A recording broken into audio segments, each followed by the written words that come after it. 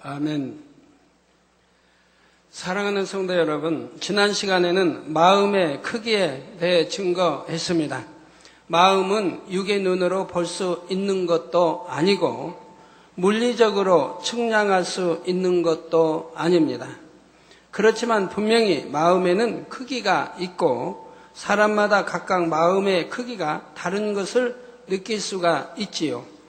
어떤 사람은 바다같이 넓은 마음을 가졌다 하고 어떤 사람은 마음이 좁아서 밴댕이 속 같다고도 합니다.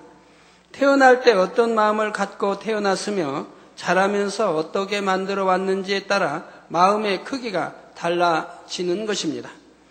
그런데 우리가 하나님 안에서 마음을 진리로 곧 영으로 변화시켜 나가는 만큼 마음의 크기는 무한대로 넓어질 수가 있습니다. 지혜도 지식도 사랑도 권세도 무한하게 넓어질 수 있는 것이지요. 이렇게 커지는 만큼 많은 사람을 포용할 수 있으며 교회에서는 물론 가정과 일터, 사업터 어디를 가도 많은 열매를 낼 수가 있습니다. 이제 오늘은 이렇게 큰 마음, 즉 영의 마음을 이루기 위해 마음의 구성 요소를 배울 차례입니다. 자신의 마음 안에 어떤 비진리가 있는지를 알아서 그 비진리를 떼어버리고 진리로 채울 때 마침내 온전한 영의 마음이 될 수 있기 때문입니다. 오늘 말씀이 하나님의 등불과 같이 여러분의 마음을 밝히 비추어서 모든 비진리를 낱낱이 발견하여 벗어버리고 온전히 영의 마음을 이루는 여러분이 되시기를 주님의 이름으로 축원합니다. 사랑하는 성도 여러분, 또 전국의 화상을 통해 예배드리는 모든 성도 여러분, 지교회 성도 여러분, 지성전 성도 여러분, 빛과 소금 성계 성도 여러분, 요식업 성계 성도 여러분, 전 세계 인터넷을 통해 예배드리는 모든 성도 여러분, 아동주일학교 어린이 여러분, 원래 아담의 마음에는 진리의 지식들만 채워져 진리의 마음이었는데 아담이 범죄하여 영이 죽게 되자 원래 있던 진리의 지식들은 점점 사라지고 비진리의 지식들로 채워졌다 했지요. 그러나 완전히 비진리의 마음으로 된 것은 아니고 진리의 마음도 일부는 남아 있습니다. 그나마 진리의 마음이 남아있기 때문에 사람들이 선한 것을 좋다고 생각하고 선을 추구하려 하는 것이지요. 그래서 사람의 마음 안에는 진리의 마음과 비진리의 마음이 공존하는 것을 알 수가 있습니다. 자, 여러분 마음 안에 진리의 마음, 비진리의 마음이 있다는 거 여러분도 느끼시죠? 즉 악한 마음, 선한 마음이 있다는 거 아시지 않습니까? 영의 또는 육에 이렇게 마음이 있다는 것도 아시죠? 그런데 이렇게 진리의 마음과 비진리의 마음 외에 또 하나의 마음이 있습니다. 우리가 마음이란 그릇 안에 진리의 마음, 또 비진리의 마음, 그리고 또 다른 마음이 있다 이 말입니다. 원래는 이 또 다른 마음에도 또 있는데 이것까지 말씀드리면 여러분이 복잡해 지시기 때문에 이 세 가지만 설명하게 됩니다. 바로 본성이라는 것입니다. 본성은 간단히 말하자면 각 사람이 갖고 있는 마음의 근본된 성질로서 마음을 밭으로 비유한다면 본성은 흙의 토질이라 할 수가 있습니다. 그러면 이 본성은 어떻게 만들어진 것일까요? 생명이었던 아담의 영이 죽고 육으로 변질된 때부터 아담의 마음에는 원래 아담의 근본 재료인 흙의 성질이 적용되기 시작했습니다. 흙은 그 안에 어떤 성분을 가미하는가에 따라 토질이 달라지는 특성이 있지요. 이런 것처럼 마음에도 어떤 성분이 들어오는가에 따라 마음의 토질이 변해 나가는 속성이 있습니다. 맨 처음 영의 지식으로만 채워져 있던 아담의 마음이 옥토밭과 같이 기름지고 부드러운 본성을 갖고 있었다면 점차 그 마음밭에 독하고 악한 성분들이 첨가되어 변질된 본성을 갖게 된 것입니다. 사람이 태어나서 보고 듣고 느끼는 속에서 마음에 악이 들어오는 만큼 그 본성이 변질되는 것이지요. 예를 들어 간사하고 교활한 성질, 비겁한 성질, 거칠고 포악한 성질, 자기 유익을 구하는 성질, 거짓되고 핑계대는 성질, 교만하고 무례한 성질, 이런 여러 가지 악한 성질들이 들어와서 사람의 마음밭을 점점 변질시켜 나가는 것입니다. 성도 여러분, 이렇게 비진리가 들어오면서 만들어진 사람의 본성은 사람의 길을 통해 그 자녀와 후손들에게 전달이 됩니다. 기라는 것은 1차 영혼력에서 잠깐 설명을 했는데 사람의 전신에서 나오는 진액의 결정체입니다. 세상에서도 기라는 걸 많이 사용하지요. 기의 공부를 한다. 그런데 그들이 기 공부를 한다면서 기가 정령이 뭔지는 잘 모릅니다.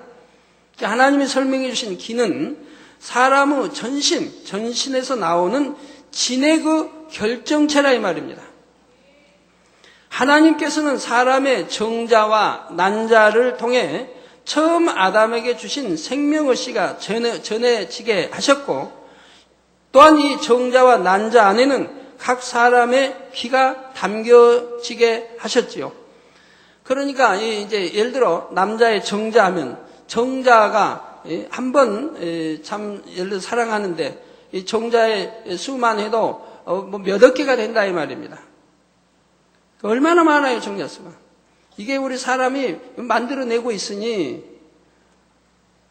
근데 참 몇억 개 중에, 하여튼 못해도 2억, 이게 중에, 그 하나하나의 그 정자를 우리 눈으로 볼 수가 없습니다.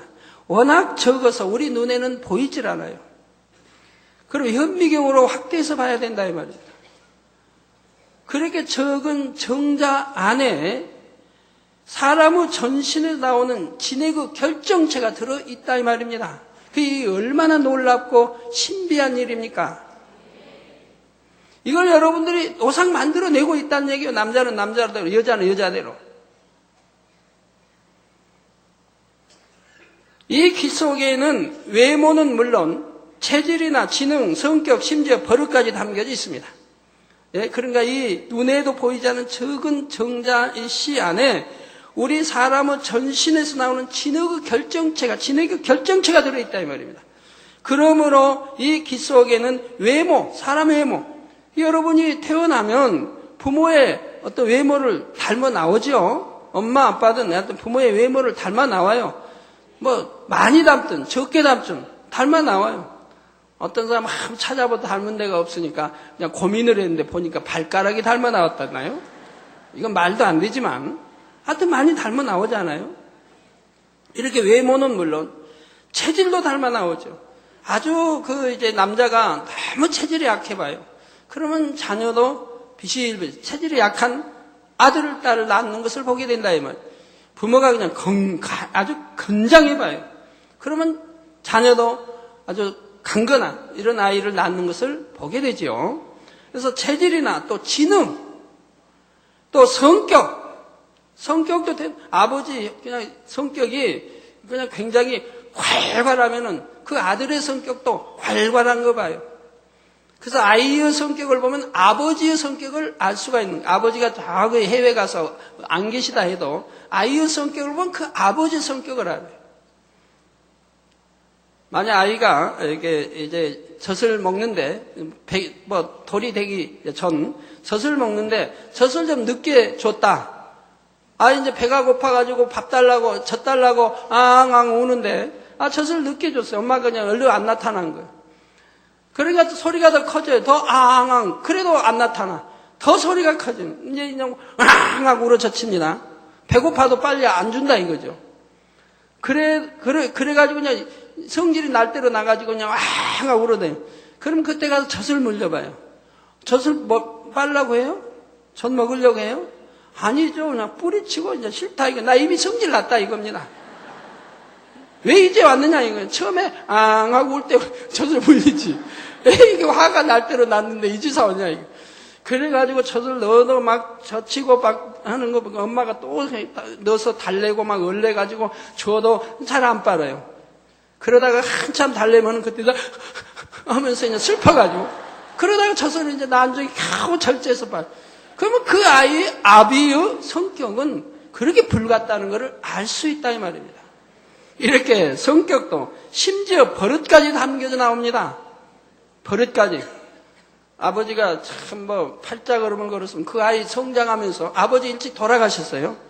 근데 할머니가 가만히 보니까 자기 아버지 돌아간 자기 아비 본 적도 없는데 이 아이가 성장하면서 팔자걸음을 걷는 거예요. 아비의 버릇까지 닮아 나왔다 이면. 그래가지고 저 아기는 돌아간 자기 아비의 버릇까지도 꼭 닮았다. 이런 말을 많이 들으면서 성장하게 되죠. 그러므로 기를 물려받은 자녀들은 자기 부모를 닮아 나오는 것입니다. 이때 마음의 근본된 성질, 곧 부모의 본성도 귀 안에 담겨져 후손에게 전달되는 것이지요. 그래서 부모의 마음밭이 옥토밭일 때는 자녀도 옥토의 마음을 타고나기 쉽고 부모의 마음이 길가밭 같은 토지를 가졌을 때에는 자녀도 대체로 강팍한 것을 봅니다. 그런데 본성은 타고나는 것으로 완성되는 것이 아닙니다. 타고난 마음밭도 중요한 비중을 차지하지만 본인이 태어나고 자라면서 접하는 환경에 따라 그리고 그런 환경 속에서 마음에 어떤 것을 받아들였는가에 따라서 변합니다. 악한 환경 속에서 비진리에 많이 접하게 되고 그래서 악한 것을 보고 듣고 느끼며 마음에 받아들이게 되면 그만큼 본성이 악해지는 것입니다. 그러니까 오늘날은 폭력 영화, 폭력 이런 걸 많이 보니까 그렇게 그렇게 변해지는 걸 볼 수 있지 않습니까? 학생들이나 성장하면서. 맨 안 좋은 그냥 이상한 거 보면 또 그렇게 변질돼 가는 거 볼 수 있지 않습니까? 옛날에 50년대, 60년대는 너무 슬프게 과거 일제 이렇게 살았기 때문에 또 가난한 걸 살았기 때문에 그때 영화를 보면은 벤 그런 또 6.25 때문에 이런 영화 보면 벤 슬픈 영화. 그러니까 그때는 눈물이 많았어요, 사람들이. 슬픈 거. 선한 거 보면 눈물 흘리고 그래도 착했죠. 그러니까 그때는 도둑시도 없었고 농촌에 그냥 대문이 없어도 도둑질을 가지 않아요. 거지들이 농촌에 그 당시 거지가 많았어요. 그러니까 거지 동네에 가서 집이 비었어요. 아무도 없어요. 대문도 없어요. 마당에는 쌀이 널려 있고 고추 널려 있어요. 그래도 안 가져가요. 옛날은 그렇게 선했어요. 그러니까 오늘날 하나님 말씀을 듣고 진리대로 산다고 선하게 산다고 하는 사람들이 60년대, 50년대로 되돌아가서 그들 하나님을 모르는 사람들과 마음을 비교한다면 그들보다 낫다고 볼 수가 없는 거예요. 그렇기 때문에 오늘날 죄로 관영된 속에 태어나서 죄악 속에 자라기 때문에 내가 죄를 밥 먹듯이 먹으면서도 죄인 줄 모르고 자라기 때문에 이 성결의 복음이 아니면 구원받기가 어렵다는 겁니다. 엄청난 죄를 짓고 살면서도 죄인 줄 몰라. 태어나서부터 그렇게 보고 듣고 배우며 성장했기 때문에. 그렇기 때문에 성결의 복음이 아니면 죄를 구분할 수가 없어요. 그래서 구원받기가 마지막 때 어려운 거예요. 소돔과 고모라에 의인 10명이 없어서 멸망받은 것과 같이 의인 찾아보기 힘든 때 저와 여러분은 살고 있다는 거 아시기 바라요. 그렇기 때문에 하나님이 성결 세상 바라보지 마라 짝하지 말라고 늘 말씀하는 거예요. 세상 바라고 세상 짝하며 이 세상 동무들이 그러니까 하고 따라가면 같이 지옥으로 갈 수밖에 없는 겁니다. 그래서 악한 것을 보고 듣고 느끼며 마음에 받아들이게 되면 그만큼 본성이 악해지는 것입니다. 선한 환경 속에서 자라면 그 본성의 악이 비교적 적게 심겨질 수가 있는 것이고요. 타고나는 마음밭도 사람마다 다르며 자라면서 보고 듣고 배우고 느끼는 것도 다르기 때문에 본성이라는 것은 100이면 100 사람마다 달라질 수밖에 없습니다. 이렇게 사람의 본성은 선천적으로 물려받은 바탕 위에 후천적으로 입력되는 성분들이 더해져서 사람마다 독자적으로 생겨나는 것이지요. 사랑하는 성도 여러분, 세상 사람들은 어떤 일에 선과 악을 분별할 때에 양심이라는 것을 기준으로 해서 평가하는 것을 볼 수가 있습니다. 여러분 뭘 보면은 자기 양심에 따라 평가하지 옳다, 그르다, 저 사람은 선하다, 악하다 이렇게 평가하지 않습니까? 악을 행하게 되면 스스로 부끄럽게 여김으로 양심의 가책을 느낀다 말하기도 하고 악한 사람들을 보면 저 사람은 양심도 없다 하고 말하는 것이지요. 이 양심이라는 것도 본성으로부터 나오는 것입니다.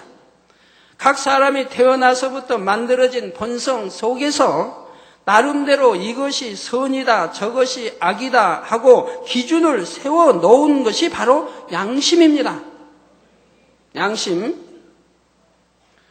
그런데 문제는 이 양심이라는 것이 절대적인 선의 기준이 될 수는 없다는 데 있습니다.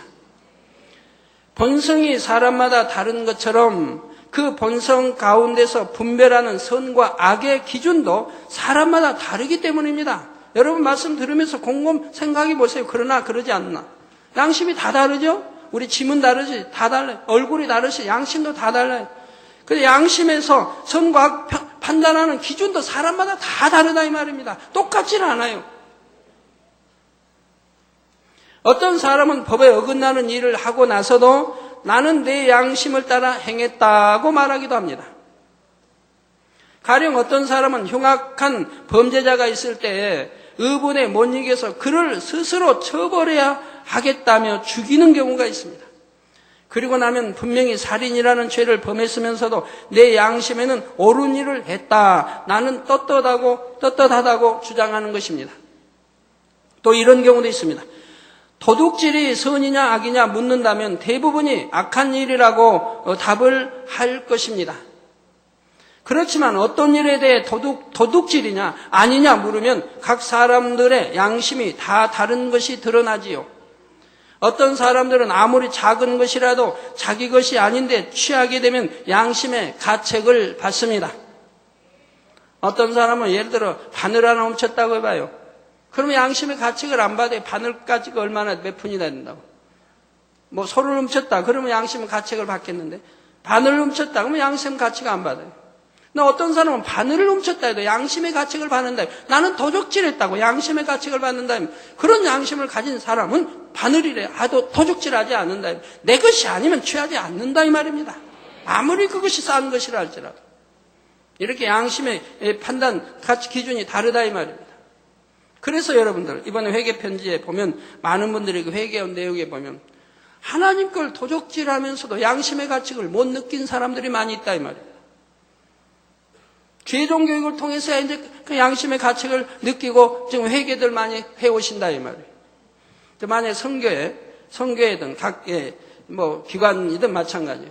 이거 회개 참 조심해야 됩니다. 회개를 담당한 분들이 의외로 많이 회개를 이제 회개하러 이렇게 회개 편지를 보냈는데 과거에 회개를 담당했던 거 하나님이 그 회개 기관의 것도 전부 하나님의 것인데 그 돈을 회비의 그 돈을 임의대로 써버렸다 이 말이에요. 내가 어려울 때 필요할 때 임의대로 썼다 이 말이에요.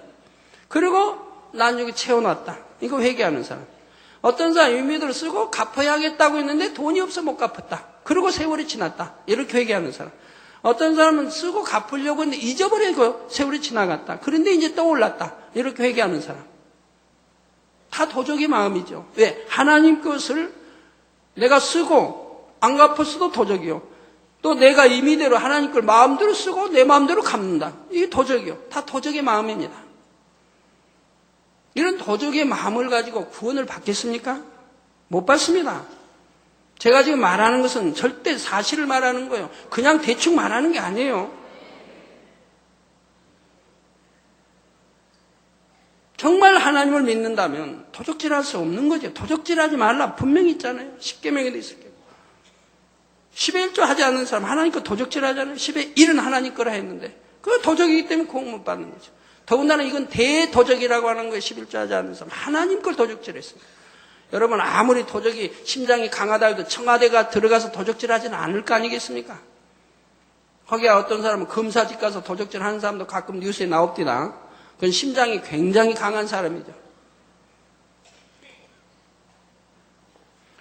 하나님 걸 임의대로 그건 조금이니까 회비.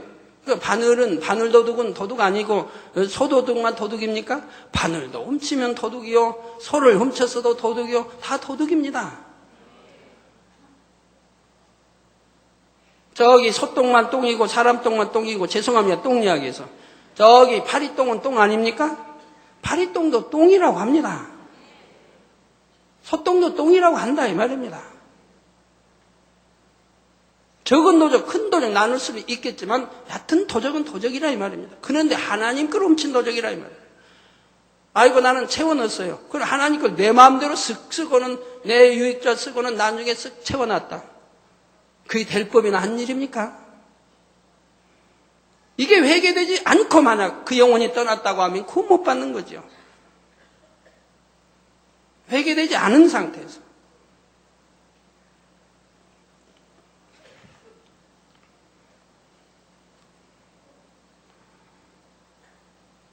아무리 작은 것이라도 자기 것이 아닌데 취하게 되면 양심의 가책을 느껴야 되는데 느끼지 못한 사람도 있다 이 말이에요. 그러나 대부분의 사람들은 아주 사소한 물건을 주인에게 알리지 않고 사용했거나 적은 돈을 빌려 쓰고 갚지 않는 정도는 대수롭지 않게 여기지요. 어떤 사람들은 아쉬울 때는 돈을 빌려서 이자 얼마 주겠다 하고 씁니다. 써놓고 이제 만약에 사업이 잘못돼서 참 갚을 능력이 없다. 그러면은 내가 이렇게 사업이 잘 되려고 빌려 썼는데 그만 사업이 안 돼서 이렇게 망했다. 그래 내가 참 이자를 줄 수 없다. 압니다. 그러면서 원금은 갚겠다. 그래 원금은 갚겠다. 그럼 이자까지 달라 그러면 내가 원금 갚는 것만 해도 내가 얼만큼 내 양심적인 줄 알으라고 그래요. 원금을 갚는 것도 다행이라고 생각하라고 되려 큰 소리 치는 사람이 있다 이 말이에요. 그거 얼마나 웃기는 일입니까? 분명히 아쉬울 때는 이자 얼마 주기로 하고 빌려놓고 이제는 자기가 사업이 잘못됐으니까 이자도 못 주고 원금 주는 것도 감사의 여기라고 한다. 되려 큰 소리 친다 이 말이에요. 기가 막힐 노릇이죠. 우리 성도님 가운데는 그런 분 없으시겠죠?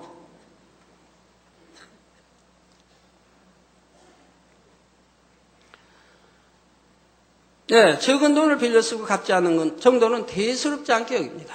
그 정도는 도둑질이 아니다. 악한 일이 아니다. 이렇게 생각하는 것입니다.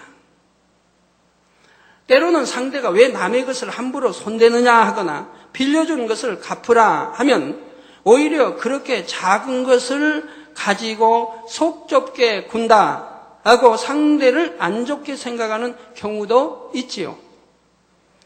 또 세대와 지역에 따라서도 양심의 기준이 아주 많이 달라집니다. 예를 들어 누구나 부모님을 공경해야 한다고 생각하겠지만 공경하는 방법도 사람마다 다릅니다. 예전에는 서울에 살던 아들이 시골에 부모님께 가면 집안에 들어가서 부모님께 인사드리기 전에는 나이 많은 형님이나 누님을 먼저 만나도 먼저 인사를 하지 않았습니다. 부모님이 계신 방문 밖에서 절하여 인사를 드린 후에야 다른 분들께 인사를 드리는 것이 마땅하다고 배웠기에 그렇게 하지 않으면 부모님께 잘못하는 것 같고 양심에 거리끼는 일이 되는 것입니다. 그래서 옛날에 저희도 이제 방학을 하죠. 이제 방학, 겨울방, 여름 방학을 하고 이제 시골에 부모님 집에 이제 시골에 내려갑니다.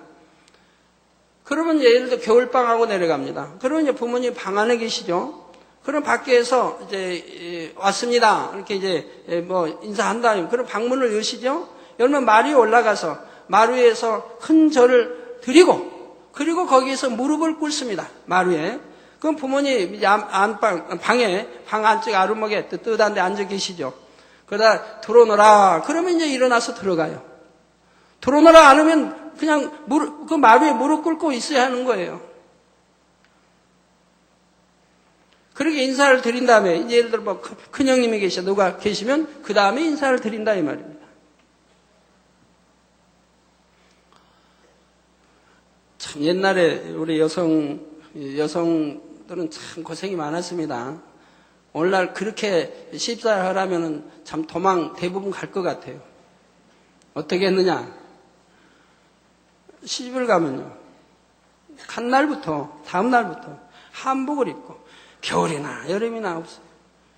밖에 일찍 나가서 모욕하고 깨끗하고 한복 깨끗 갈아입고 그리고 밖에 나가서 문 밖에서 기다리는 거예요. 부모님이 주무시고 깨어나시기까지. 깨어나시면 어험 하고 방에서 이제 인기척을 낸 다음에 나 잠자리 일어났다고. 그러면 안에서 이제 밖에서 말씀을 드리죠. 인사로 왔다고 말씀을. 그럼 문이 열립니다. 그럼 거기서 인사를 하고 그리고 부엌에 들어가서 옷 갈아입고 부엌 일을 한다든가 하게 됩니다. 부모님들이 늦게 일어나시면 추워도 겨울에 추워도 지금까지 뭐 외투가 있습니까? 코트가 있습니까? 뭐 밍크가 있습니까? 추운 그대로 떨면서 그냥 기다리고 있어야 됩니다. 부모님이 기침하실 때까지. 시어머니 참 잘못 만나면 고생 많이 시키죠. 난 늦게 기침하면 늦게까지 기다려야 되니까. 시어머님이 이제 며느님 길들이기죠. 좀 엄한 시어머님은 3년간을 그렇게 하라고, 시집 와서 3년간을. 3년간을 매일같이 해야 돼요. 어떤 시어머님은 좀 봐줘서 2년간, 그러면 2년간을 해야 돼요. 어떤 시어머니 좀 인자해서 1년만 해라, 그러면 1년간을 그렇게 해야 돼요. 뭐 밤낮 없이 해야 되는 거예요. 그러니 옛날, 지금 분들 아마 그렇게 하라면은 시집 안 갈 분들 참 엄청 많을 거예요.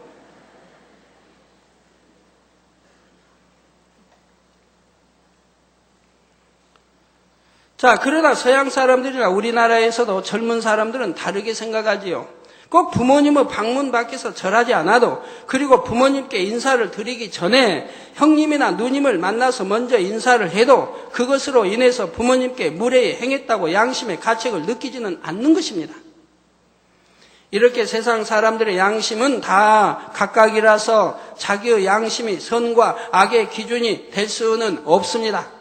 그러면서도 사람들은 자기 양심의 기준이 선한 것이고 옳은 것이라고 착각하고 살아가지요.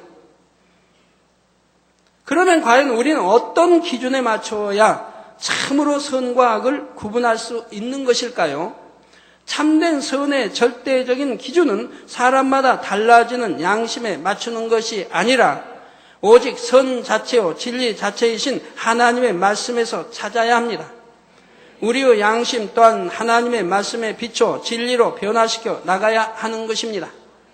사랑하는 성도 여러분, 오늘 본문 로마서 7장 21절에서 23절에 보면 그러므로 내가 한 법을 깨달았노니 곧 선을 행하기 원하는 나에게 악이 함께하는 것이로다. 곧 선을 행하기 원한 나에게 악이 함께 있는 것이라 이 말입니다. 이게 선과 악이 내 안에 함께 있더라 이 말입니다.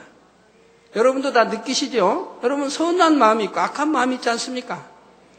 내 속 사람으로는 하나님의 법을 즐거워하되 내 지체 속에서, 내 몸 지체 속에서 한 다른 법이 내 마음의 법과 싸워 내 지체 속에 있는 죄의 법 아래로 나를 사로잡아 오는 것을 보는다 했습니다.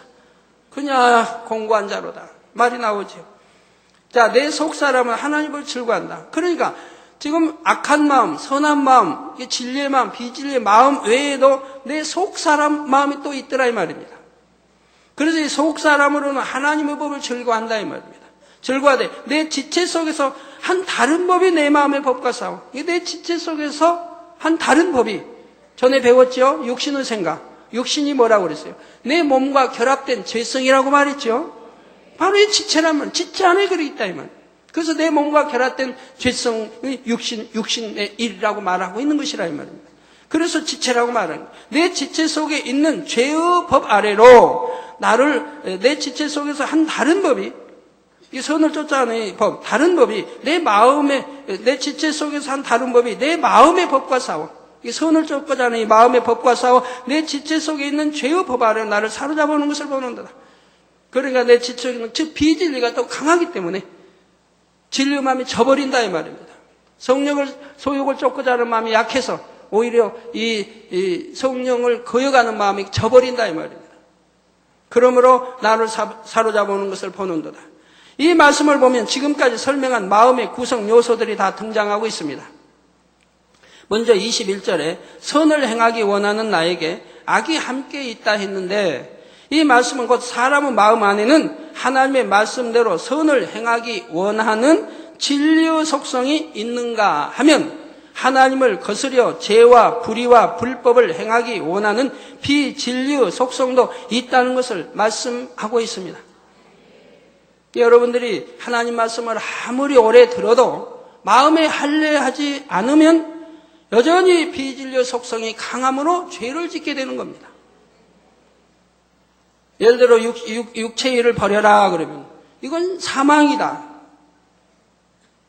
구원받지 못 지옥 간다. 그 육신의 일 버려라. 육체의 일을 버려라. 육체의 일 현저한이 나와 있죠. 그 육체의 일을 버려라. 죄인 줄 알면서 침짓 지어갈 때는 죄사함이 없다. 성경에 있는 가리킨다 이 말. 그래도 순종하려고 하지 않는다 이 말. 듣지를 않는다 이 말. 지옥 간다 이 말. 그래서 진료 안에 떨어진다. 뭐 해도 들으려고 하지 않는다. 여전히 불법을 행해 나간다 이 말. 왜? 내 비진리의 속성이 강하기 때문에 불법을 행하기 원하는 비진리의 속성이 강해. 아무리 말씀을 들어도 마음이 할례하지 않기 때문에. 아이고 할례하려고 금식도 하고 하는데요. 하지만 육신의 종, 이생의 장, 즉 세상 것을 버리지 않고 끊지도 않기 때문에 여전히 마찬가지라 이 말입니다. 그렇기 때문에 불법을 행하기 원하는 이 비진리의 속성이 강함으로 결국은 내 마음, 내 진리의 마음은 원수막이 원하는 것으로 끌려간다 이 말입니다. 그리고 불법을 낳게 된다 이 말. 그리고 사망의 길로 가게 된다 이 말입니다. 하나님과 죄의담을 자꾸 쌓아간다 이 말입니다. 그러니 육신의 생각은 강하고 사단이 역사할 때마다 마음에서 여러 가지 작용이 일어나고 성령의 음성은 듣지 못하죠. 그래서 시기도 많고 질투도 많고 미움도 많고 온갖 것이 내 안에 다 존재하고 있다 이 말입니다. 내가 주의 종이라 할지라도 장로라 할지라도 일꾼들을 할지라도 마찬가지라 이 말입니다. 즉 하나님의 말씀에 순종하지 않기 때문에 그러죠. 결과는 세상 걸 버리려고 하지도 않기 때문에 그러죠. 그러니까 아무리 10년 20년 일꾼 노릇을 해도 여전히 비진리의 마음, 이 악한 비진리의 속성이 남아있는 것이라 이 말이에요. 이것이 강하기 때문에 결국은 선이 저버리고 만다 이 말이에요. 그래서 불법을 행하게 되는 것이고 결과는 사망의 길로 가고 있는 것이라 이 말입니다. 곧 마음을 먼저 진리의 마음과 비진리의 마음으로 나눌 수가 있는 것입니다. 이어지는 22절, 23절 말씀을 보면 사람의 마음을 다시 세 가지로 분류하고 있습니다. 먼저 내 속 사람으로는 하나님의 법을 즐거워하되, 여기서 하나님의 법을 즐거워하는 속 사람은 바로 명백한 진리의 마음, 곧 하얀 마음입니다. 죄가 없는 깨끗한 성결된 이 하얀 마음.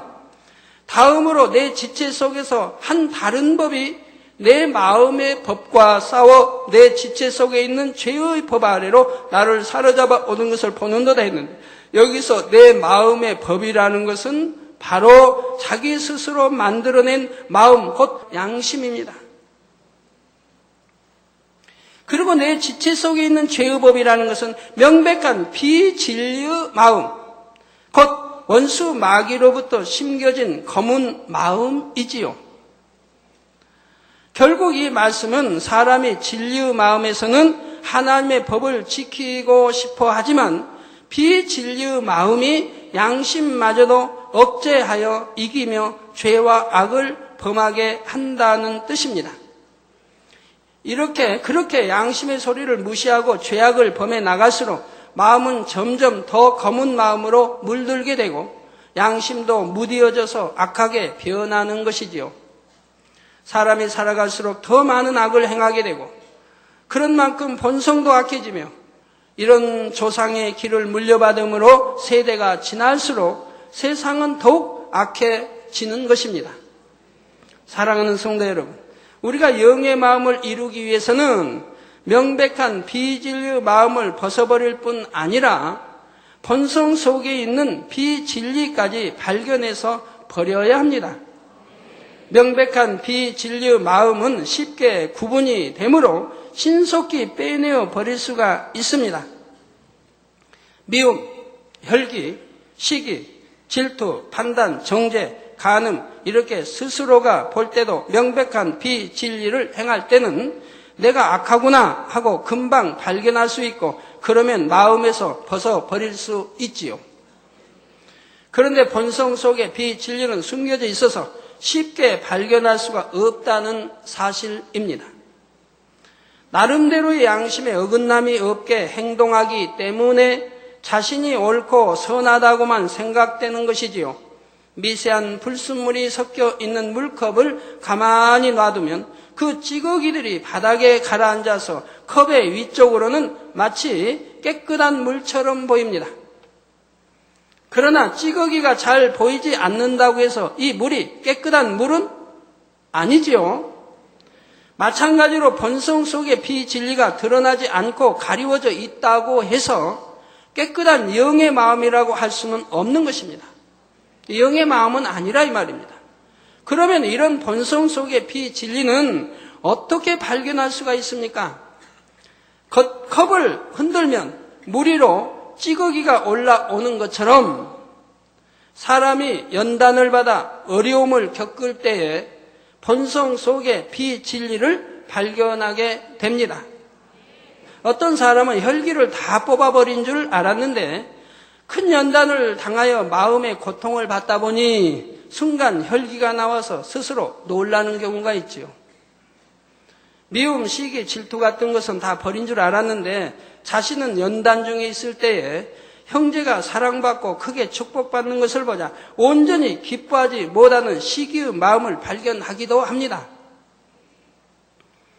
지극히 겸비하고 무익한 종의 마음을 이뤄서 하나님께만 영광 돌리는 마음이라 생각했는데 많은 일들을 행하고 성도들의 사랑과 인정을 받게 되자 어느 순간 교만한 모습이 드러나기도 합니다.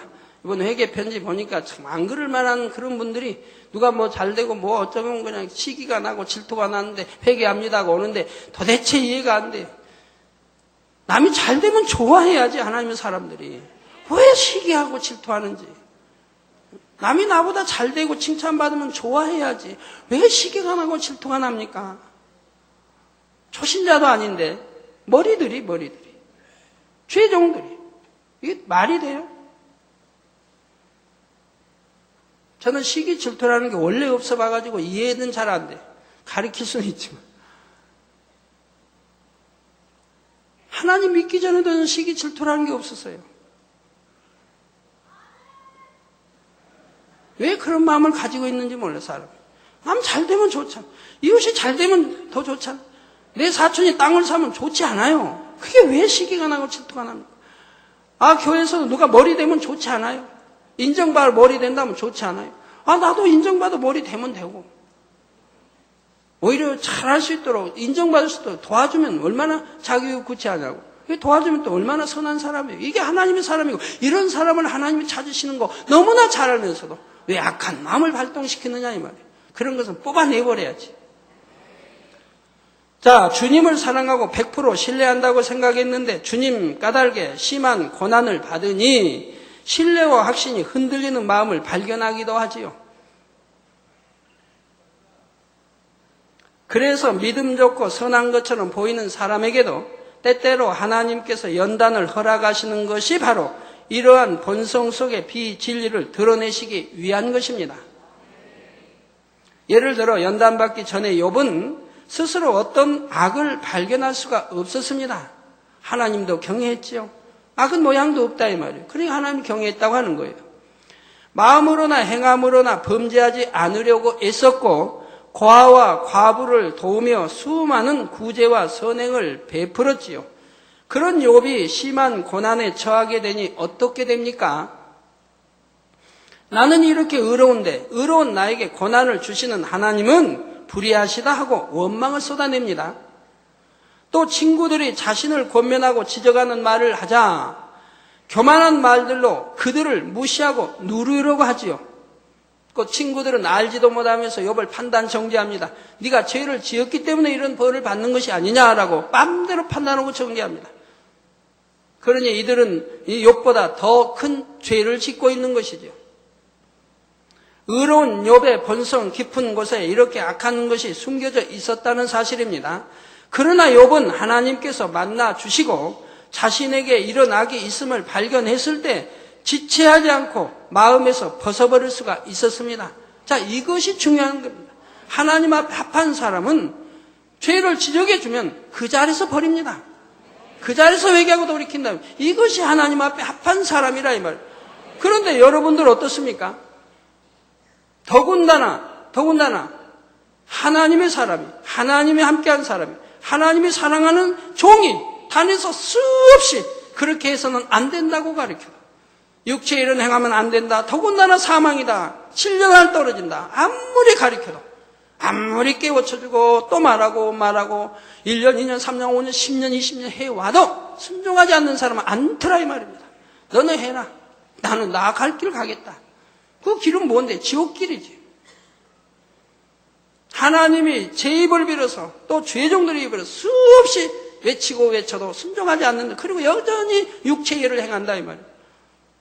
해서는 아니 될 일들을 행한다 이 말입니다.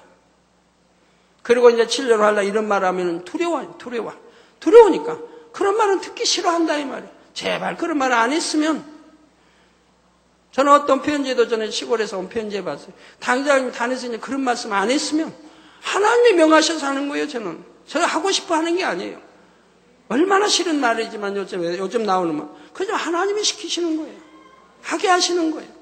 왜? 한두 번 하고 말면 도로 뿌리가 자르면은 그 뿌리 근무가 완전히 제거해야지. 그러지 않고 자르고 놔두면 도로 자라난다 이 말. 무성해져 버린다면 도로.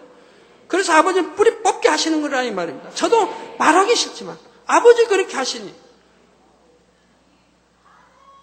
그래서 사망의 길로 가는 사람들을 이제 구원의 길로 천국으로 되돌려 놓으시려고 하신다 이 말이에요. 많은 사람이 사망의 길로 가는 길에서 그래도 극히 일부 빼고 대부분 구원의 길로 인도하시려고 한다 이 말입니다. 극히 일부라고 하는 것은 이렇게 단에서 무수히 외쳐도 또 예능위원회까지 그렇게 하나님이 책망하시고 또 크리스탈 역사하고 이렇게 역사를 해도 그래도 여전히 죄를 짓는 사람 짓는다 이 말이에요. 여전히 이렇게 악을 행하고 죄를 짓고 불법을 행하는 사람이 지금도 있다 이 말이에요. 이러니 아버지 하실 수밖에 없다 이 말이에요. 그렇게 해도 돌이키지 않으면 이제는 하나님이 외면하시죠. 이미 회개의 기회를 줬는데 또 다시 그런 사람은 하나님이 이미 외면하셨다 해도 과언이 아니에요. 그만큼 회개의 기회를 주고 그만큼 아버지 권면하셔도 듣질 않아. 나는 보는 사람이 없지 하고 하나님이 보고 계시다는 걸 정말 하나님 믿는다면 하나님 보고 계시다는 걸 어찌 두려워하지 않습니까? 하나님을 왜 두려워하지 않느냐 이 말이에요. 네, 그래서 악이 있음을 발견했을 때 지체하지 않고 마음에서 벗어버릴 수 있는 것. 이게 하나님 앞에 합한 사람입니다. 하나님 합한 사람은 모르고 죄를 짓다가도 지적해 또 알고 설령했다가도 지적해주면 바로 돌이킨다 이 말입니다. 그리고 바로 회개한다 이 말입니다. 이게 하나님 앞에 합한 사람. 이런 사람은 순식간에 영으로 들어가게 된다 이 말입니다. 미세한 죄성의 찌꺼기조차도 남기지 않고 온전히 성결한 마음으로 변화될 수 있었던 것입니다. 다윗도 마찬가지입니다. 다윗은 하나님의 마음에 합한 자라 인정받을 정도로 아름다운 마음과 중심을 가졌고 하나님과 백성을 지극히 사랑했습니다. 어떤 사람들이 이제 범죄를 하면요, 가끔 그런 말이 들려오는 적이 있어요. 뭐 당회장님이 참 사랑하는 사람인데 합한 그냥 굉장히 영의 사람처럼 말하는데 왜 범죄했을까? 그런 사람 오늘 말씀에 은혜 받으시기 바라요. 하나님께 이렇게 합한 사람도 범죄할 때가 있죠? 이유가 있는 거라 이 말이에요. 근데 대부분 그런 거 들어보면 거짓말이에요, 그것도. 내가 언제 영의 사람을 한 것도 아니고, 내가 언제 사랑한 거 아니고, 뭐든지 누군가 잘하면 칭찬해주고 싶은 마음인 거. 잘한 거 있으면, 들어서 칭찬해주죠. 그런 것 뿐이지. 누구를 구별돼 더 사랑하고, 누구를 구별돼 더 칭찬하고 하는 건 아니라면, 동일하게 대하고 있는데도. 그 누구 영의 사람이라 말하지도 않는데 누구는 영의 사람, 그거는 자칭 영의 사람인지 몰라도 제 입에서는 제가 한 건 아니라 이 말. 옛날에 나갔던 사람 당회장님 다 사랑했는데 어찌 그렇게 할 수 있는. 제가 사랑하는 사람은 별로 없었어요. 없다시피 했어요. 내 주변의 사람들은 알아요. 저를 섬기는 주변의 일꾼들은 제가 얼마나 그들로 인해 고통을 받고 수오래전부터 그들을 염려하고 기도한 걸 너무 잘 알아요. 그런데 뭘 알지도 못하며 당회장님이 사랑하는 사람들이 이렇게 배신을 했다. 아닙니다. 그들이 알지도 못하고 판단하고 정죄한 거지. 아니라 이 말입니다. 사랑했다면 제가 그들로 그거 염려하겠습니까? 항상 염려하면서 아주 옛날부터 살아왔는데 늘 그들 위해 눈물버리 기도하고 하나님께 아버지 용서해 주셔야 돼. 그런다고 성도님들에게 드러낼 수는 없잖아요, 그들을.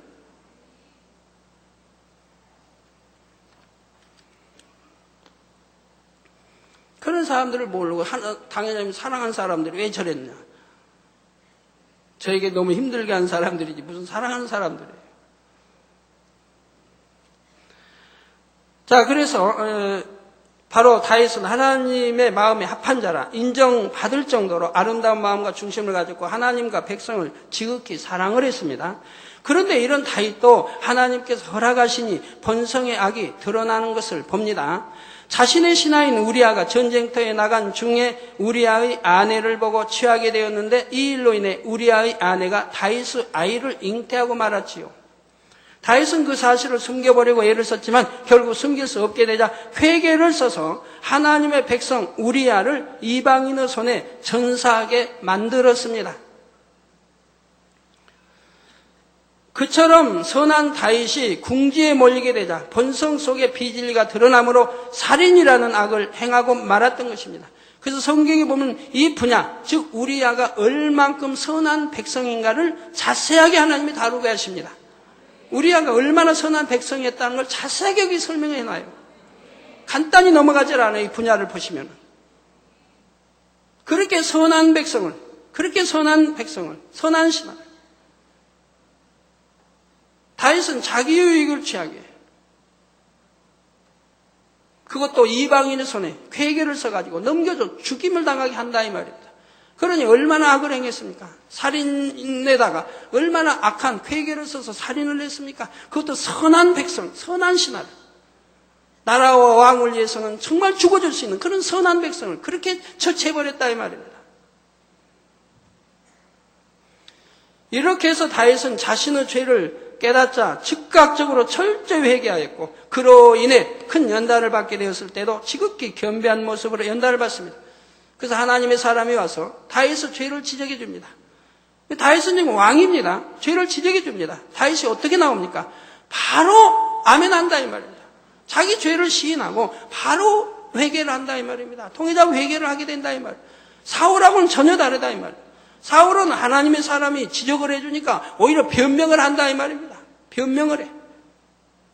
변명을 하니 결국 하나님 외면하고 그 다음에는 얼마나 하나님을 대적하는 악을 행하게 되더라 이 말입니다. 그러나 다윗은 왕인데도 지금 하나님의 사람이 지적을 하니까 곧바로 거기서 순종을 하더라 이 말입니다.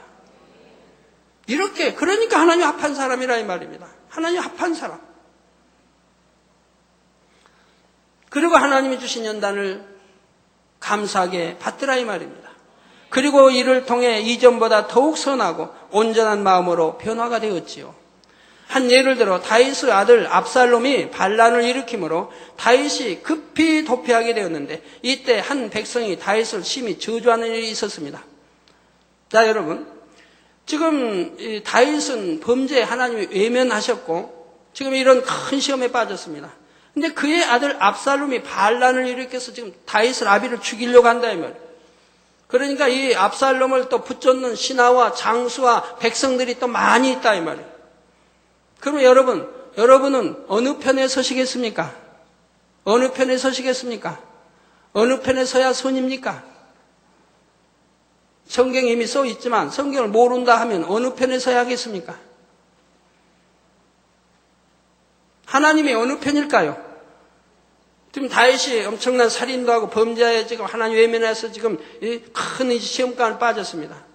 그러면은 그 아들 압살롬이 반란을 일으켜서 지금 아비를 죽이려고 합니다. 자, 하나님이 압살롬 편일까요? 다윗 편일까요? 하나님이 외면하셨는데 다윗은 하나님은 다윗 편입니다. 압살롬 편이 아니라 다윗 편이라 이 말이에요. 그래서 압살롬을 쫓은 백성과 장수와 신하들은 죽임을 당했고 그래도 다윗을 붙잡는 신하와 장수와 백성은 구원을 받았다 이 말입니다. 왜? 누가 선한 자입니까 여기서? 그래도 다윗이 선한 자라 이 말입니다. 압살롬은 악한 자라 이 말입니다. 어찌가면 자기의 아비의 왕권을 탈취하려고 합니까? 이건 얼마나 악한 자예요. 자기 아비를 죽이려고 하는 얼마나 악한 자예요. 그건 용납되지 않는 것이라 이 말입니다. 그래서 사울의 아들 요나단도 아비가 불의하고 하나님을 대적하는 그런 걸 알면서도 아비를 저버리지는 않지 않습니까? 자식된 도리로 아버지를 버리진 못하더라 이 말입니다. 그런다고 아비가 불법을 행하라 해서 그걸 따르거나 그러진 않았어요. 선만 쫓았어요. 다윗도 지켜주고. 그러지만 아비를 차거나 버리지는 않더라 이 말입니다. 만약에 참 요나단이 아비를 그냥 이렇게 아비가 악하고 그러니까 아비를 차버렸다면 요나단을 선하다, 사랑의 사람이라 할 수 있겠습니까? 아니죠. 여러분이 진리를 분별할 줄 알아야 된다는 거예요. 무엇이 선이고 무엇이 악인지.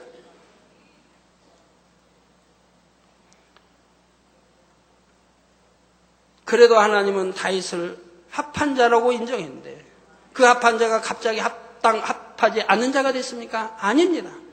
그렇기 때문에 하나님은 사람을 보내서 죄를 지려가니 곧바로 수용하더라 이 말이에요. 바로 회개하게 된다. 인정하고 회개한다. 그러니 합한 자라 이 말입니다. 여러분 눈이 하나님의 말씀을 죄다 버려라 해서는 안 된다 해도 듣지 않는 분들이 얼마나 많아요. 그래도 여전히 죄를 짓고 한 귀로 듣고 흘러버리고 또 그런 말 나오면 싫어하면서 흘러버리고 감사해 받아야 되는데 싫어하면서 흘러버리고 자기 죄에 찔림이 되니까 싫어한다 이 말이에요. 7년 하려고 하면은 두려워 떨면서도 버리려고 하지 않고 돌이키려고 하지 않는다. 그러니 어찌 하나님이 합하다 하시겠습니까?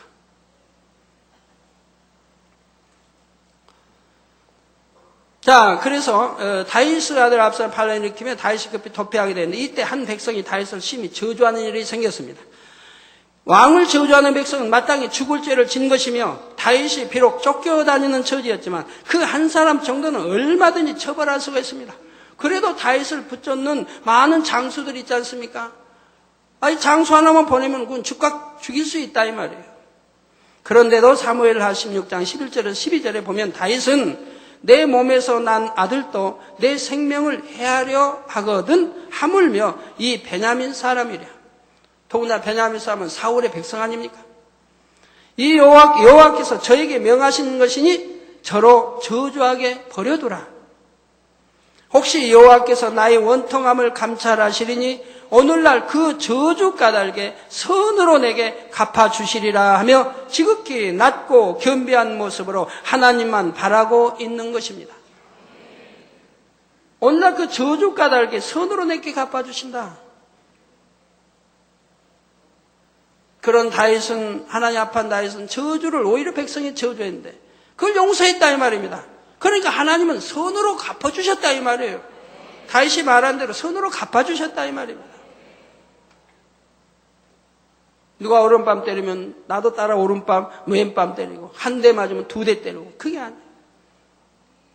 제가 다니면서 늘 오른밤 때리면 왼밤도 돌려주고 속옷 따르면 겉옷도 주고 이런 설교 하잖아요. 근데 내게 그런 시험이 왔어요. 그럼 누가 나 오른밤 때리니까 나도 때리고 그러면 여러분에게 제가 설교하는 것이 뭐가 됩니까? 뭐가 돼요? 그냥 가리킨 게. 헛것이 되지 않습니까? 아이고 억울하게 누명 쓰는데도 그냥 그대로 계실 거예요? 교회가 막 회파되는데요? 천만의 말씀이에요. 하나님의 세운 성전 결코 회파되지 않아요. 우리 하나님이 세운 성전 결코 회파되는 게 아니에요. 원수 마귀가 결코 무너뜨릴 수 없는 거예요. 근데 뭐가 회파돼요? 왜 현실만 보고 회파됩니까? 나중을 봐야지.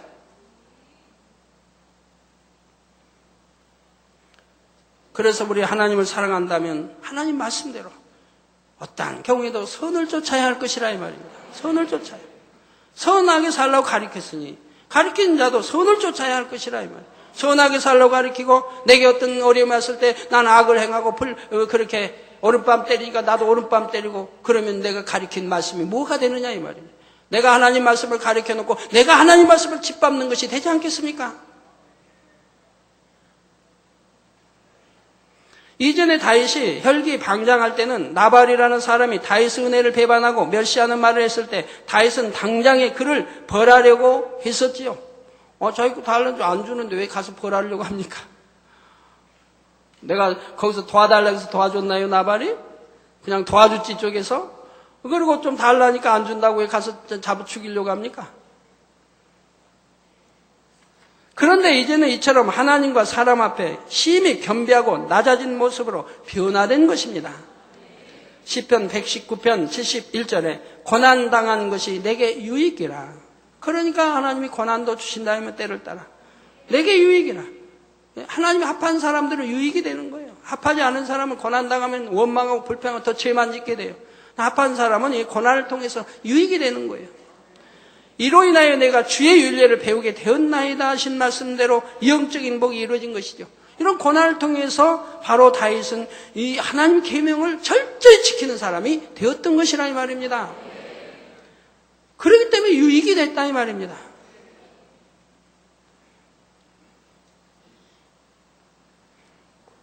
욥도 다윗도 이렇게 연단을 통해 본성 속에 있는 비진리까지 빼어버린 후에는 영적인 축복을 받았을 뿐 아니라 육적으로도 이전과 비교할 수 없는 큰 축복을 받았습니다. 욥은 연단받기 전에도 동방에서 가장 부유한 사람이었는데 연단받은 후에는 이전보다 갑절의 축복을 받았고, 그러니까 동방에서 가장 부유한 사람이 갑절의 축복을 받았다고 하면 이거 엄청난 큰 축복 아닙니까?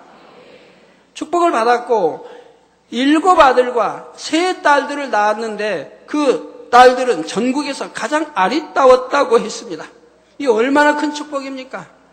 더군다나 성결되니 회춘까지 했습니다. 회춘. 욥은 자녀들 많이 낳았어요. 그래서 자녀들이 장성해서 다 서로 부르고 잔치도 벌고 했다 이 말입니다. 근데 그 자녀들 다 죽었다 이 말입니다.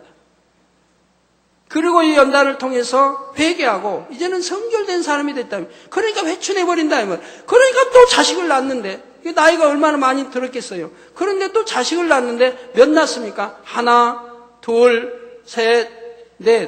너무 많죠? 나이도 많이 들었는데 5, 6, 7 그만할까요? 8, 9, 10이나 낳았다 이 말이에요. 그 나이 많이 들었어도 회춘하니까. 성결되니까 회춘한다 이 말이에요. 그뿐이 아닙니다. 그 나라에서 가장 아리따운 딸들을 낳았다 이 말이에요. 이게 얼마나 축복입니까? 영육간에 이렇게 축복을 받지 않습니까?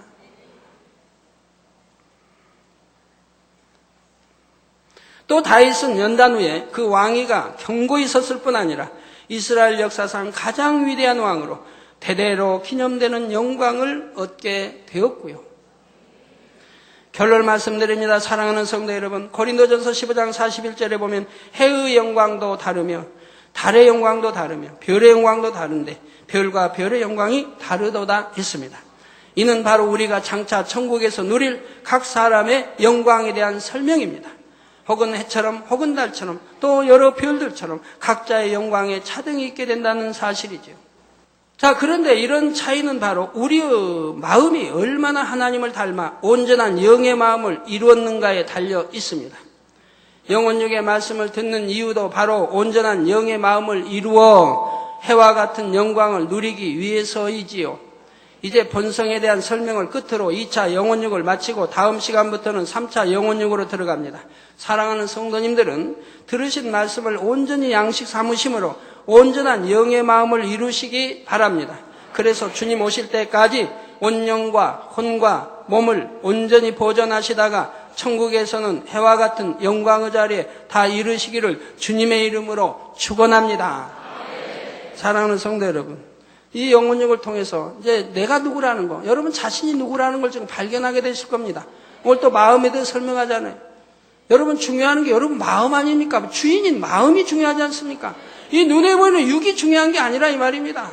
이건 이제 한참 후에 하나님의 영혼 불러가시면 한 줌의 흙으로 돌아가는 것이라 이 말이에요. 썩어져 버려요. 냄새나고 취해져 버려요. 그냥 무덤에 있어봐요. 그냥 며칠 있다가 봐요. 구더기가 버글버글해서 썩은 냄새다. 그런 이걸 무엇 때문에 사랑하느냐 이 말입니다. 이 눈에 보이는 육을 사랑하지 말고 여러분 매일같이 성도님들 그냥 얼마나 정성들의 육을 몸을 위해서 몸을 그냥 세수하고 또 뭐 닦아내고 뭐 바르고 또 바르고 또 바르고 그리고 또 뭐 한 주도 마사지하고 그냥 더 예뻐지고 이 얼굴을 위해서 얼마나 합니까? 머리도 그렇고 그냥 온갖 그럴 시간에 한 절반만 할애해서 마음의 할애하는데 한번 보내보세요. 그러니까 마음에 딱 할애를 하고 나면 여기다가 1시간 투자할 거 10분만 투자해도 1시간 투자하는 것보다 더 예쁘게 될걸요. 얼굴 마음이 고와지면 마음이 성결되면 그래서 회춘해봐요. 그럼 피부도 고와지고 주름도 없어지고 있는 주름까지도 없어지고 피부에 탄력 있고 20대처럼 탄력 있고 얼마나 좋아요. 그뿐입니까? 우리 주인인 마음을 사랑해야죠. 마음. 그래서 마음을 사랑하는 건 하나님의 주님의 마음이 되는 거죠. 그래서 이 마음을 지금 배웠으니까 이 악을 쫓는 비질의 마음 뽑아내버리고 하나님이 원하시는 선의 마음, 주님의 마음으로 채우면 되죠. 이렇게 배웠으니까. 이게 중요하다, 마음. 이게 중요하다, 이 말이에요. 이걸 위해 살라, 이 말입니다. 내 영혼을 위해서 살라, 이 말이에요. 그 영혼이 잘 되면, 육도 따라서 잘 된다, 면 건강해진다, 이 말입니다, 육도. 내 영혼이 잘 되면 같이 범사가 잘, 즉, 세상 사업도, 일도 만사형통해야 되는 거예요. 그리고, 건강해진다, 이 말이에요. 내 영혼이 잘 되면 같이 범사가 잘 되고 강건하기를 원하는 게 하나님 뜻이기 때문에 건강해진다, 이 말이에요. 바로 제가 항상 보여드리고 있잖아요. 하나님이 영접하고 나서 지금까지 32년 동안 저희 가족들까지 병원 한 번 안 가고 약 한 번 안 먹어보고 주사 한 번 안 맞아보고 세상 방법 전혀 써보지 않고 이렇게 건강하지 않습니까? 바로 내 영혼을 위해 살면 이렇게 육은 자연히 거기에 따라간다. 왜? 주인이 영혼이니까. 영혼 주인이 잘 되면 육은 주인의 마음에 순종하기 때문에 주인이 원하는 대로 따라준다, 이 말. 그러니까 그때는 영혼이 잘 되면 다이어트인지 아무 필요 없는 거예요. 왜? 내 영혼이 주인이 원하는 대로 따라주니까 육은. 나 몇 킬로 나가야 되겠다. 그럼 거기에 맞춰서 역사가 되는 거예요. 몸이 먹는 거 뭐가 조절이 돼가지고 맞춰서 역사가 되는 거예요. 예? 다 사실입니다. 다 그런 거예요. 영혼이 잘 되면 그러는 거예요. 원하는 대로 되는 거예요. 그러니까 사업하는 사업 잘 되기 원하면 잘 될 거 아니에요. 어제 우리 장로님 한 분이 기도받으러 왔어요. 갑자기 사장이 돼가지고 왔어요. 갑자기 사장. 근데 내기도 어려운데 딱 사장님 돼가지고 와서 축복 기도 받으러 왔어요. 축복 기도를 받으러 왔는데 이제 시작이죠, 시작. 축복 기도를 받으러 와서 제가 그랬어요. 기도해 주면서 아버지 하나님, 이 아들은 교회가 어려울 때, 교회가 심히 어려울 때도 항상 담보를 제공해 줬고 또 보증 그리고 이제 빌려주는 게 뭐죠? 항상 어음을 꺼서 빌려서 교회가 보이는 것도 없는데 아무것도 그런데도 항상 어음을 끊어서 교회 어려울 때마다 그 어음으로 맡게 해줬습니다. 본인도 어려운데도, 본인 장로님도 어려운데도. 그래도 회사가 있으니까 어음을 끊어줄 수 있어가지고 교회 어려울 때마다 그 어음으로 맡고, 그럼 교회에서는 갚아주지 못해도 또 하고 그런 장로님이라면. 그래서 제가 그걸 상기시키면서 기도를 했어요. 아버지 하나님, 이 아들이 어려울 때 이렇게 담보도 잡혀주고 아버지 전을 위해서 어음도 이렇게 막아주고 이렇게 힘을 쓰고 힘쓴 아들입니다. 아버지의 하늘문을 열어서 마음껏 축복해 주시라고 축복의 기도를 빌어줬습니다. 하나님 나를 위해서 애썼기 때문에 이제 아버지의 그 장로에 축복 주신 거를 이제 축복 주실 때가 왔다 이 말입니다. 그래서 마음껏 저도 축복 기도를 빌어줄 수가 있었다 이 말이에요. 근데 축복받을 그릇도 안 되는데 무조건 나 축복해 주세요. 11조 얼마 내게 해주세요. 그러면 이게 됩니까? 축복받을 그릇을 만들어 놓고 축복을 받도록 해야지. 그리고 축복해 주면 이제 아버지가 거기에 축복 기도해 준 대로 역사해 가시지 않겠습니까? 네, 기도하겠습니다. 아픈 곳에 시간이 가서 그냥 아픈 곳에 손 얹어 주시고 연약한 곳에 손 얹어 주시고 또 마음의 소원들 놓고 기도 받으시겠습니다. 할렐루야. 아버지 하나님 친히 안수해 주옵소서. 머리에서 발끝까지 오장육부뼈마디 신경줄 세포 성령의 불로 창조의 재상의 권능으로 태워 영육간에 강건하게 축복해 주시옵나이다. 예수 그리스도 이름으로 명하노니 원수 마귀 사단아 질병하구나 어둠아 연약함아 물러가라. 머리에서 발끝까지 물러가라. 성령의 불로 태움받고 깨끗함을 받을지니라. 빛이여 임하라. 온몸에 빛이여 임하라. 성령의 불로 태움받고 깨끗하고 강건함을 입어라. 머리에서 발끝까지 오장육부뼈마디 신경질 세포 성령의 불로 태움받고 깨끗하고 강건함을 입어라. 빛이여 임하라. 아버지 영육간에 강건하게 축복해 주시기 원합니다. 마음의 소원도 이루어주시고 간구하기도 응답해 주옵소서. 시공간을 초월하여 역사해 주시기 원합니다. 화상을 통해 예배드리는 전국 교회와 지교회와 지성전 위에 인터넷을 통해 예배드리는 전세계 하나님의 자녀들 위해 동일하게 축복해 주시기를 원합니다. 아버지 하나님, 이 한 주간도 형통하게 도와주옵소서. 아버지 한 주간도 형통하게 축복해 주시기 원합니다. 불평 없도록 또 하나님의 자녀들 가정가족 일터를 성령의 불담으로 천무천사로 주님의 불꽃 같은 눈동자로 지켜 주옵소서. 들어와도 나가도 복받게 하시고 구워줄 전 구지 않는 법 머리 되는 축복 주옵소서. 우리 주 예수 그리스도 이름으로 기도하옵나이다. 아멘. 다 같이 자리에서 일어나시면 당회장님 축도해 주심으로 주일 2부 대예배를 마치시겠습니다. 지금은 우리 주 예수 그리스도의 은혜와 언제나 우리와 함께 하시는 하나님 아버지의 극진하신 사랑과 우리에게 예수 그리스도를 알게 하시고 의 가운데로 인도하시는 성령의 감동감화 교통 충만하심이 이 시간에 모인 모든 성도에게 화상을 통해 예배 드리는 전국 교회와 지교회와 지성전 위에 인터넷을 통해 예배드리는 전 세계 하나님의 자녀들 위에 함께 하시기를 축원하옵나이다. 아멘.